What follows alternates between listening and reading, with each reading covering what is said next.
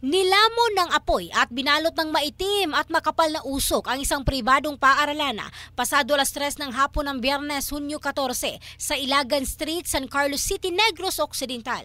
Ayon kay Jory Calix Alingasa Jr., head ng City Disaster Risk Reduction and Management Office, na bago pa nagsimula ang sunog, may narinig umano na pagsabog mula sa naturang pribadong paaralan. Kabilang sa nasunog ay ang bahay ni City Mayor Renato Gustilo at ang isang tindahan ng mga e-bikes. Napag-alaman na malapit lang ang bahay ng alkalde sa paaralan at mabilis na kumalat ang apoy. Ayon kay Alingasa, ang nasunog na bahay ng alkalde ay ang ancestral house ng kanilang pamilya at gawa ito sa kahoy. Wala si Mayor Gustilo sa kanyang bahay nang sumiklab ang sunog dahil may meeting ito sa Metro Manila. Nakalabas ang kanyang pamilya sa nasusunog na bahay. Bandang alas 6:12 ng gabi, sa pagtutulungan ng BFP City personnel at ng iba pang fire trucks mula sa kalapit na mga bayan, idiniklarang fire out ang sunog. Sa pagsulat ng balitang ito, patuloy pa ang imbestigasyon sa pinsala at sanhi ng apoy. In the heart of changing lives, ito si Michelle Craste ng Brigada News Philippines, the Music and News Authority.